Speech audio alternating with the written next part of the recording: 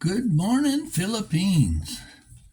Well, today I'd like to talk to you a little bit about some cultural differences if you decide to stay with a Filipina, and especially one from the provinces, because they're actually a little bit behind the girls that are born and raised in Manila and some of the bigger cities. But one of the things, they don't make mistakes. No, they'll come to you. My wife comes to me and says, I have a sin. Like it's something terrible against the church. It's just an expression that I don't know whether it's rooted in understanding of the English language or not, but anyway. And when you come here, you'll hear this quite often amongst Filipinos. When they don't just say thanks, they say thank you so much. It's like over the top. And quite often they'll get confused between he and she when speaking, or him and her. The masculines and feminines are tossed off a bit. And expressions, it's not turn off the light, it's off the light or on the light. Sometimes it's a bit of pidgin English. And you'll be called sir a lot. And when you're talking to them and they're thinking, you'll hear a lot of koan, or when they're agreeing with somebody, sega, sega, sega. So when you first come to the Philippines, I like to call it an IPO, like in business, an initial public offering, because the Filipino comes across as very friendly at the outset. And they want to get to know you are, or your marital status, your financial status, where you are. And some of it may be just sizing you up to see if you're a sucker, but some of it may be general interest. But that quickly fades over time. It's not something that can be sustained. And even amongst the family here, I'm just old Uncle Phil. They've known me for like 12 years now, and it's nothing, no big deal. Although I'll grant my nieces and nephews the fact that they do come in, they bless me. They'll take my hand and put it to their forehead. So that's very nice. Now, one thing you'll notice between the West and the East is they make their bathrooms completely different. Everything's tile and it all drains to a central drain. So even if you shit on the floor, you could hose it down the drain if you wanted to, which is completely different from Canada or the rest of the world. So when your Filipina comes to the West, expect there to be a fair bit of splashing going around in your bathroom, and you might want to teach her how to use the washroom properly, because they're big on the bucket here with a scooper, and they're used to showering like that. So there can be a lot of splashing going on, and you're not looking at having a bathroom designed for that. And one thing in the West, when she's there, she's going to be complaining about constantly being cold. At least my wife did, and that's that's just an ongoing thing. Of course, when you come to the Philippines, you complain about being constantly hot. So it's all what you're acclimatized to. Got to remember too that the Filipina is more spontaneous than the Western woman. Planning is not one of their forte. So it's a trade-off, one to the other. If you want to take off to the mountains one day or a beach, they're good up to it. But in terms of sitting down planning it with the lunches and all the rest of it, no, you're gonna have to maybe push a little bit for that to happen. And one thing too is you'll never see a Filipino who's had to walk a mile to go get a kilowatt. We used to joke about that in the pulp and paper industry. For the rookie, go get a blue kilowatt from the machine and have them walk the length of the plant. No, what I'm talking about here is the fact that how you look upon resources. They will shut off the water all the time and be very concerned about how much water you're using, simply because in their use they had to walk maybe a mile to the river to get the water, so they know that they don't want to waste it, so they're quite conscious of that. And at the same time, they'll leave the lights on all over the place simply because it's something new to them.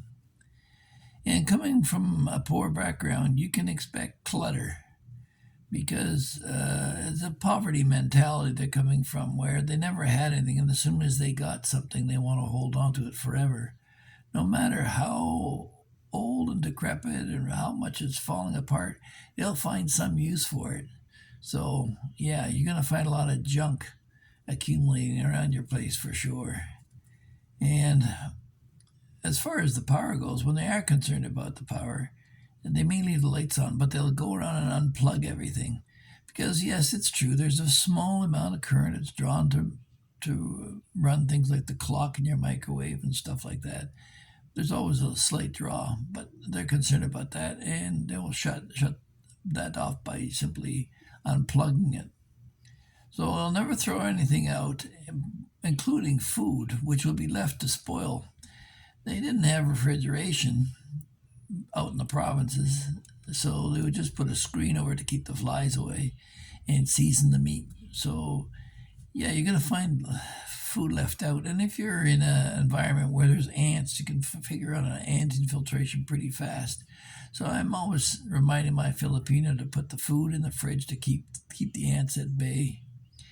And the one thing strange about it is like when we were poor in Canada, couldn't afford a nice, good quality salmon or some fresh trout, we'd be stuck with buying dry fish. They actually like that shit here. They go to the way to eat dry fish. I put my foot down. Don't eat it in the house. It stinks up the whole house. But I gotta admit, there's some give and take. I'm not as hard an ass on that as I used to be. And when you take them out for dinner, you can be pretty damn sure they're going to over order. Oh, yeah, they'll promise they'll eat it all the rest of it. But at the end of the day, you're looking at a doggy bag to take something home, either to family or for a later meal or something. And that's just the attitude of grab it now while you've got it. It's a survival instinct. Which brings us to the next point: rice is life. That's probably the biggest lie to Filipinos. It's life is death here because there's such a huge percentage of the population that has diabetes. It's right up there with heart disease because, of course, the carbohydrates all convert to sugar. And not only that, they have a sweet tooth too. If you go into the grocery stores, you'll find basically one whole aisle of sugar, one whole aisle of salt, one whole aisle of baby products, and that's just basically it. They're a baby nation here still. So, but yeah, rice is life, and then they'll go in and they'll buy it in small quantities. And the sad part is that the Western influence has really given a bit of an inferiority complex upon the Filipina. They feel compelled to buy formula, like there's some scientific solution to having brilliant children. And the milk formula companies exploit this to the maximum, spreading crap on the cover of their packaging saying, you want your child to be smart and intelligent, drink our formula and you'll have a freaking genius. Like, so they have no confidence in the breast milk that their body provides. And you can be pretty darn sure that after maybe, if you can get a week or two out of your Filipino to breastfeed, you're doing pretty good because they're going to be bang on that formula right off the bat. And the other thing that they find interesting is they like chubby, white, and tall. They'll, if you want to talk about white privilege, they strongly believe it. I mean, the Koreans come down here, they're pale skinned. The Chinese are pale skinned. Foreigners come in here from North America, they're pale skinned. They want to be pale skinned too. They'll go out of their way. They'll do all kinds of crazy stuff to try and get white skin, including putting their health at risk. When we went to Thailand, there was a product called white snail. My wife just gobbled that up as an avenue to try and get white. And the chubby part, yeah, unless their children are overweight, they're not happy. I get concerned because my daughter and son are quite thin. That's just their metabolism. There's nothing wrong with them. But no, they want their kids to be all fat and overweight. And grant you, if you park them in front of an iPhone long enough and they're sitting there and doing nothing, they'll get chubby. So they buy in small quantities, and the packaging, it's a nightmare. Whether it's candies or soap or shampoo or whatever, you're going to find little bits of packaging in your drains, on your driveway, all around the place, scattered about, because they just have this tendency of opening shit up and throwing it everywhere. But at the same time, if you try and convince them that a washing machine's a good idea, no, no, no. Washing by hand is preferred. Not that they'll do it. They want somebody else to come in and do it, but they don't want a machine for the most part. I'm talking about a province girl. I mean, a girl from Manila, she'll snap it up right away if she's got anything. So, what else have we got here? They're money conscious about everything. You tell them to go see the doctor, they don't go, and you find out a couple of days later, and you remind them, why didn't you go?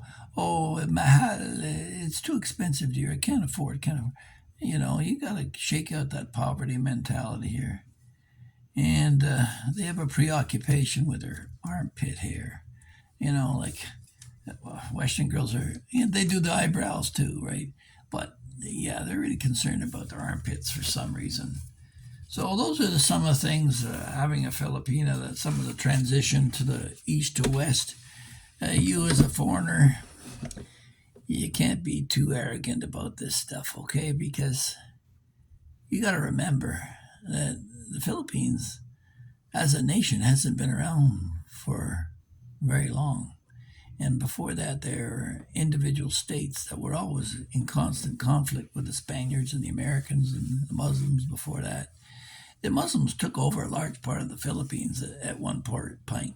And when the Catholic Church came in, they converted people, the Muslims, to Christianity, and they were pushed back down. And right now, they're like on the tip between themselves and Indonesia. And that's where that conflict zone is. I mean, they can run over to Muslim Indonesia anytime they want in the Sulu Sea.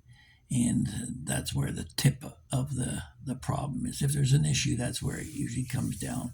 For the most part, the rest of the Philippines is pretty safe. I wouldn't worry about it. In fact, if you're an American, I'd feel safer here than I would in the States right now. Yeah, that's probably the major difference. Family, of course, is everything here. And I'm talking about the family they came from, not the family they're going to. Everything reverts up to mom and dad. It's a matriarchal society. They're looking for their mothers, all of them. So, hopefully, you found this interesting. I try to find topics that are a little bit different, unusual, and maybe mysterious, unique to the Philippines. If you find this information informative and useful, please give us a big like, share, and subscribe. Please share it with your friends. And we'll be able to provide you with more as we go along. Have a great day, everyone. Bye bye.